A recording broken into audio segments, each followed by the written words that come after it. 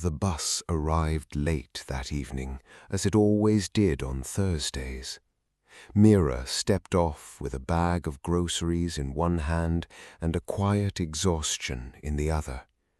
The flat was dark, except for the blue flicker of the television. Arjun was there again, feet on the coffee table, empty coffee mug balanced on his chest, sound turned up past what the neighbors tolerated. She didn't say anything. She set the bag down. The milk tipped over inside. It was the third time this month, and the milk wasn't really the point. For 2 years, Mira had been trying to change him.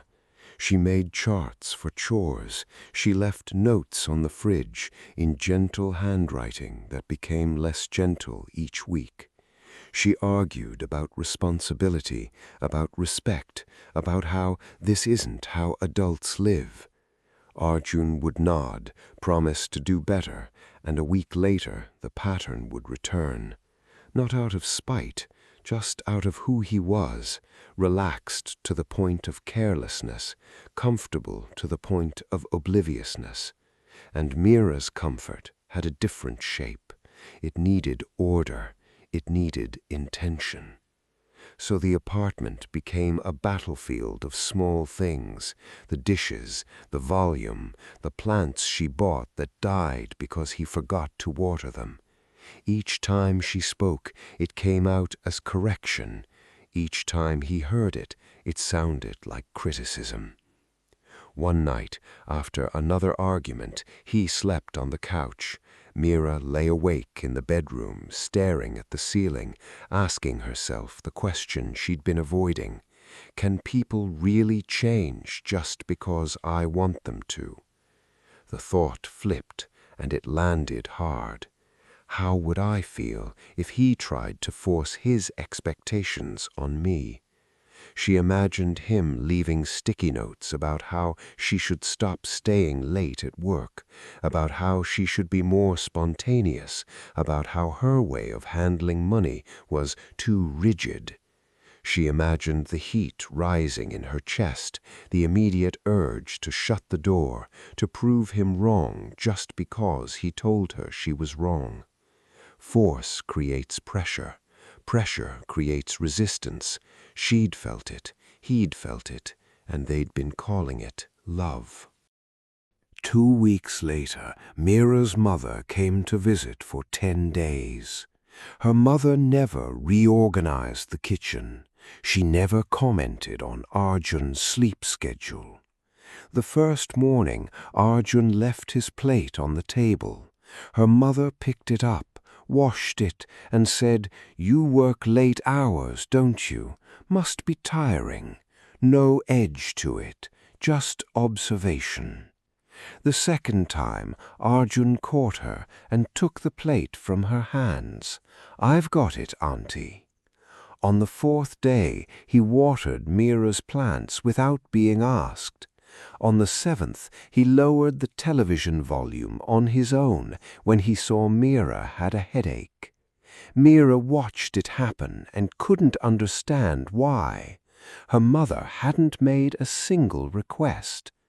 On the last evening, Mira asked her, "How do you do it?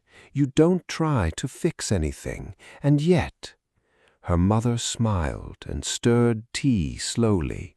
"Because I see him, not his habits. When I came in, I saw a man who makes you laugh when you think no one is watching. The plate is small, the man is big. If I start with the plate, he disappears." She set the cup down. Love doesn't make a list of what's wrong. It makes a room big enough for someone to be wrong in and still stay. That night, Mira couldn't sleep again, but this time it wasn't anger keeping her awake. She thought about acceptance, not the resigned kind that says, "This is how it is, so I'll tolerate it." The other kind, the kind that says, "I see you completely, and I'm not afraid of you." She realized she'd been trying to sculpt Arjun into the person who would make her feel safe. But safety doesn't come from a perfect partner. It comes from feeling you don't have to be perfect to be kept. The next morning, Arjun made coffee and forgot to wipe the counter. Meera saw it. The old impulse rose. Say something. Correct it. This is how it starts. Instead, she walked over, wiped the counter herself, and said, "Thanks for the coffee. It's good today." Arjun paused. "I'll clean it next time." "No," Meera said, "only if you want to, not because I asked." He looked at her like she'd switched languages mid-sentence. A month passed. The counter got cleaner. The television got quieter. The plants stayed alive, not because of a conversation, because something shifted. Arjun started noticing what made Meera tense, not because she pointed it out, but because when he was accepted, he wanted to protect that feeling. Change stopped being a demand placed on him. It became a gift he offered back. Meera noticed it too. She started leaving work a little earlier. She started saying yes to unplanned dinners, not because Arjun asked her to be more present, but because she felt present enough to choose it. This is the quiet truth we miss. We can't drag someone across the bridge to who we want them to be. The moment we pull, they dig their heels in. It's instinct. It's self-protection. But love builds the bridge instead. And acceptance is the space on that bridge where a person can stand without being judged. Kindness is the railing they can hold when they're unsteady.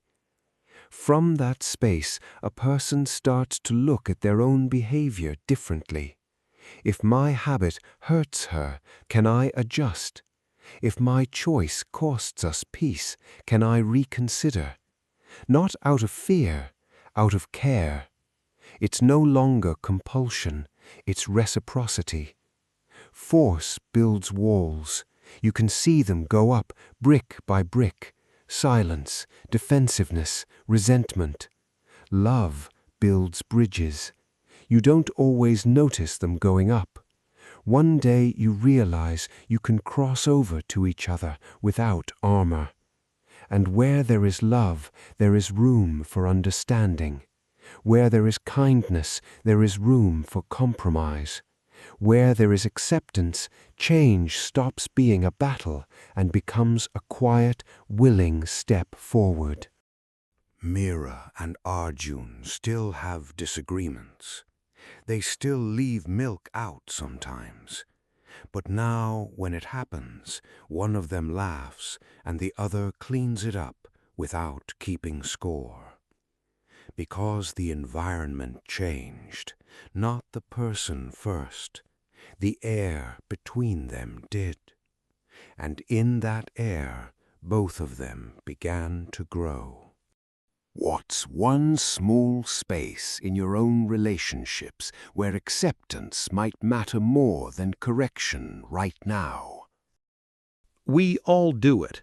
Someone we care about has a habit that drives us up the wall.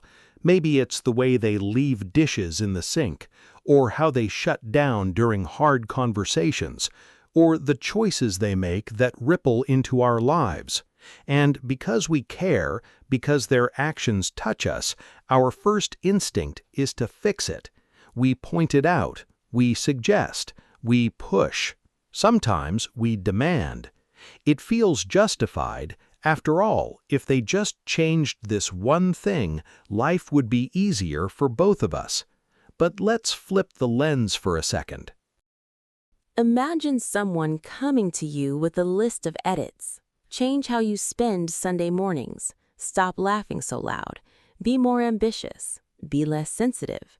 Do it now because it would make their life easier. How does your body respond? Most of us tighten. We defend. We explain. We pull back. Even if their point has merit, the delivery matters. Force creates pressure. And pressure, almost without exception, creates resistance. The wall goes up, the door closes a little, not because we're stubborn, but because autonomy is sacred. We want to be the authors of our own changes, not characters in someone else's rewrite. So what if we tried something else? What if, before the critique, there was curiosity? Before the demand, there was understanding? Before the "you should," there was "I see you"? When someone truly loves us, they do something radical. They accept us before we change. They embrace the messy parts, the half-finished parts, the parts we're not proud of yet. And something strange happens in that kind of space. We exhale. The armor loosens. Because we're no longer spending energy defending ourselves, we finally have energy to look inward. Love doesn't say, "You're fine, never change." Love says, "You're safe here, even as you are, and because you're safe, you're free to grow." In that safety, a quiet shift starts. We notice things we didn't notice before, not because someone drilled them into us, but because we care about the impact we have. The thought changes from, "You're making me do this," to, "I want to do this." We start asking different questions. If this habit of mine hurts someone I love, can I work on it? If something I enjoy creates distance between us, is there a middle ground? If my way of living creates stress for them, what would compromise look like? Notice the difference. It's not compulsion. It's care. It's not fear of losing them. It's the desire to show up better for them. That's the alchemy. Change stops feeling like surrendering a piece of yourself. It starts feeling like offering a gift. Here's the pattern underneath it all. It says, "Be who I need you to be, or else." Walls protect, but they also isolate. On both sides of a wall, people stop hearing each other. It says, "I'm here. Come as you are. Let's see where we can meet." Bridges don't erase the gap between two people. They honor it, and then create a way across. Where there is love, there is space for understanding. Not instant agreement, but the willingness to listen. Where there is kindness, there is room for compromise. Not losing yourself, but expanding yourself. Where there is acceptance, change happens naturally. Not overnight, and not perfectly, but willingly. So the challenge isn't, how do I change them? The challenge is, how do I create an environment where change feels possible? That environment looks like patience, like celebrating small shifts instead of demanding big leaps, like owning your own triggers instead of outsourcing them, like loving someone on the days they're still the old version of themselves. Don't try to change people. Tend to the space between you. Make it warm. Make it safe. Make it honest. People don't resist growth. They resist being controlled. But give them love, give them dignity, give them time, and you'll be surprised how often they choose to grow on their own. Because in the end, we don't change for pressure. We change for people. We change for love.